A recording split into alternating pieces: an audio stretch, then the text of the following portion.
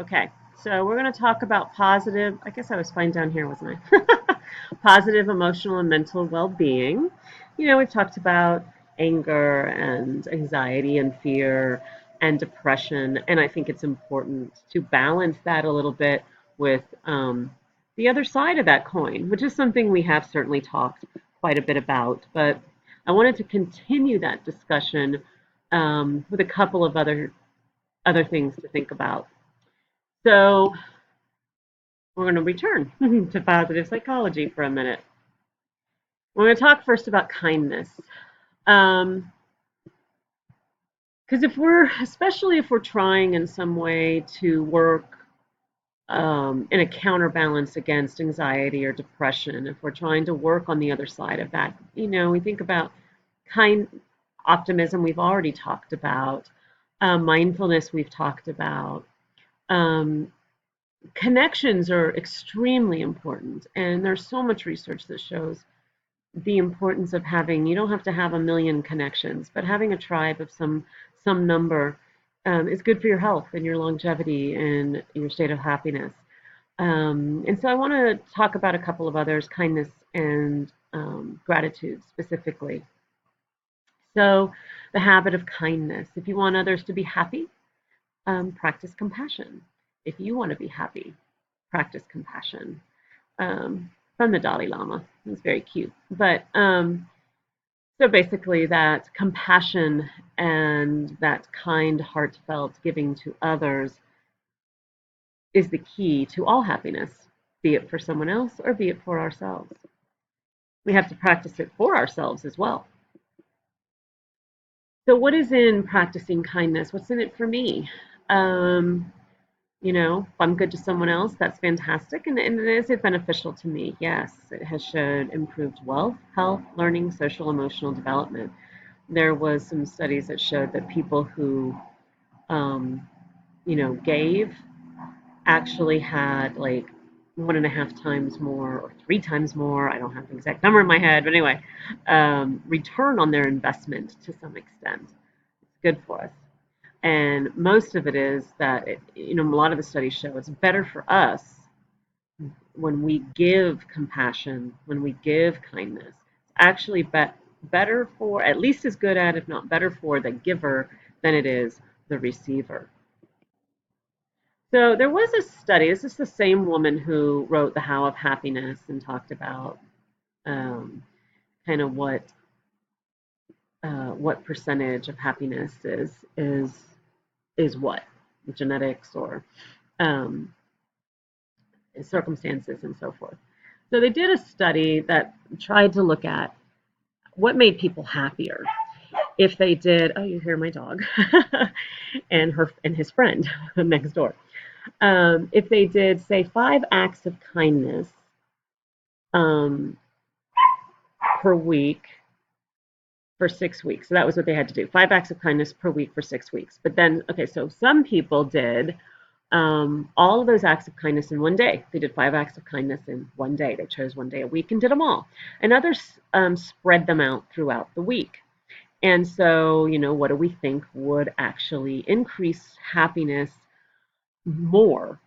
Well, they surprisingly, this was a little surprising to me. They found that if we kind of chose a random acts of kindness day where we mindfully, consciously do them all in a day, say 5 in a day, that it would lead to greater happiness. Now, of course, that's not saying, well, be just mean to people all the rest of the week. We know that.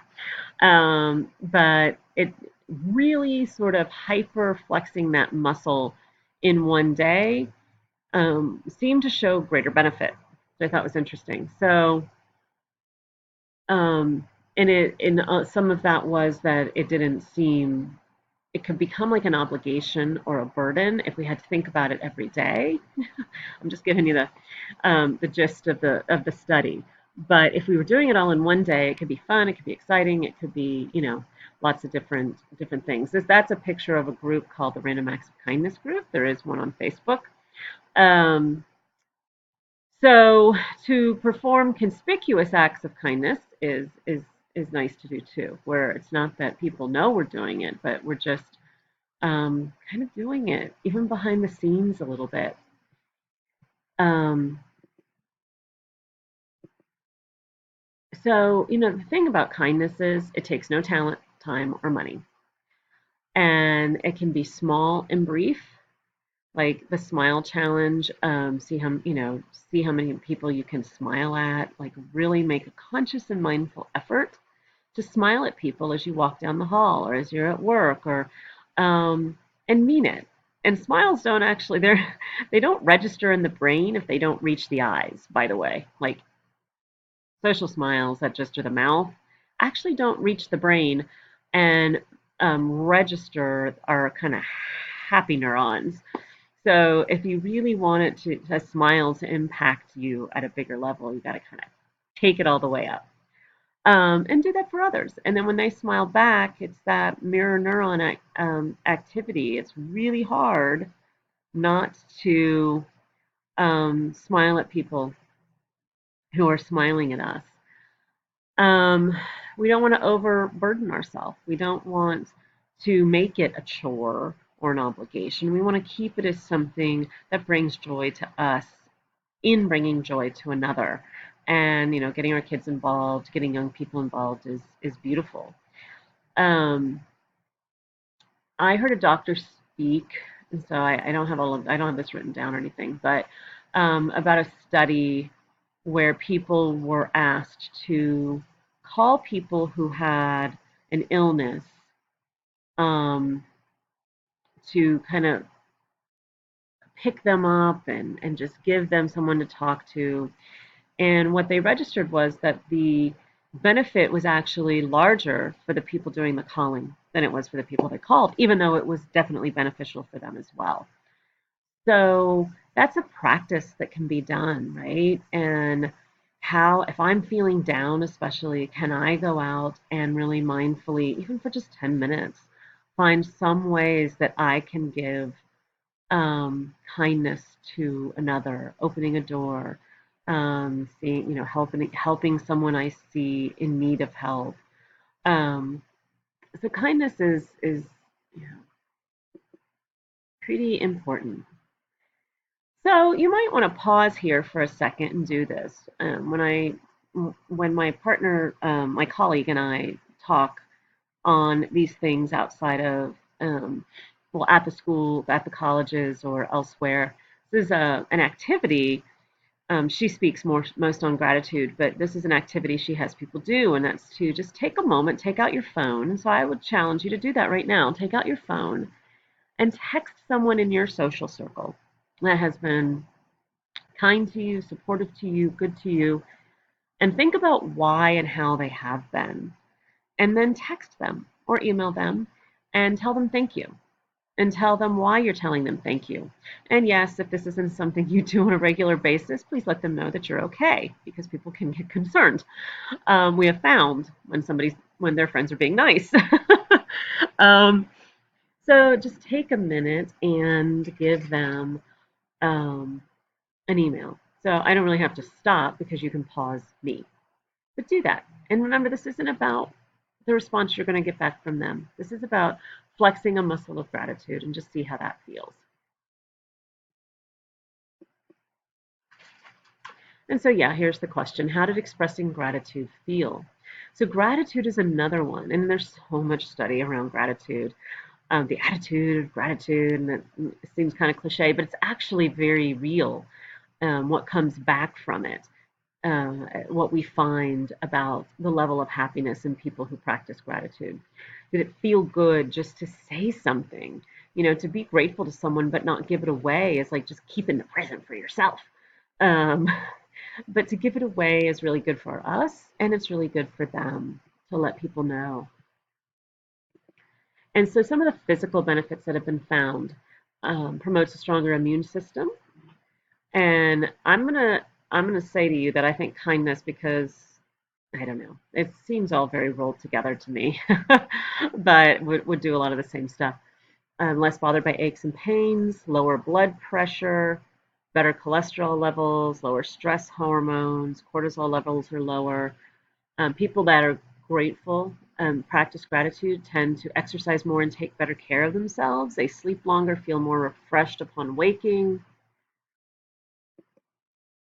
higher levels of positive emotion, more alert, awake, optimistic, and happy. It rolls over into all those other emotions, able to appreciate others' accomplishments, less materialistic, anxious, isolated, and depressed. When we practice these things and it increases our serotonin levels or it triggers all the things in our chemistry that make us feel good rather than down. If that becomes a habit, then it's going to pick up so much about our within our physiology and our psychology. If it becomes a habit that we practice on a regular basis, and to really do it we have to be mindful about it at first, especially we have to think about it, and that again becomes a habit of a positivity bias that we build.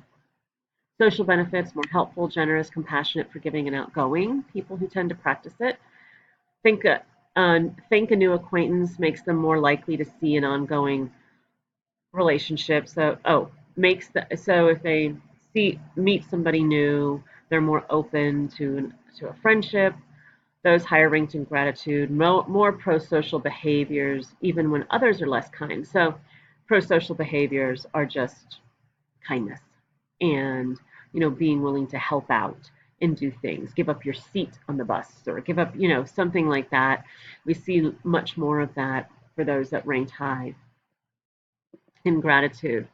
So there's many different ways to practice gratitude. There are gratitude apps. Zest is one on Android. The gratitude journal is on the iPhone, I believe. Don't have that. To send emails or texts. So instead of starting each day just surfing the internet, or if you can wake up to a moment when that's all you're doing and say, let me send, just a few times a week or something. If you did it every day, fantastic. But even just 3 times a week to think of somebody and let them know you're grateful for them, and if you can give something specific, then that's even better. And it can be, you can send gratitude texts and emails, or you can send kindness emails. You can say just something nice or complimentary to them, as well as something that you're grateful about in them. Letters, gratitude letters are actually spending time sitting down and writing a letter to someone who has had an impact on your life in some way. And then, yes, you can mail it to them. You can also make some time to meet them and read it to them. That can be really, really powerful. You can do it without crying. So that's another way to practice gratitude. The apps are really a simple way to start. um, they just give you the opportunity to just write things in if you finish up each day or start each day. And it also then helps you to reframe, connect dots differently or in a specific way. So it builds optimism, and it just builds that positivity bias, because then you have to scan the memories of the day, or you look ahead and think about the things you have to look forward to in the day, and it puts out that specific energy in terms of just the way that you're going to see, the lens that you're going to look through or that you are looking through, shifts in a positive direction. All right. Oh, I finished. What do you know? That was so quick. So we are done with, this is the last video for weeks 8 and 9. And in week 10, you will be choosing a cognitive or emotional practice, and there will be more information on that, and spending some time with that. So anyway, I'll see you next time. Have a good one.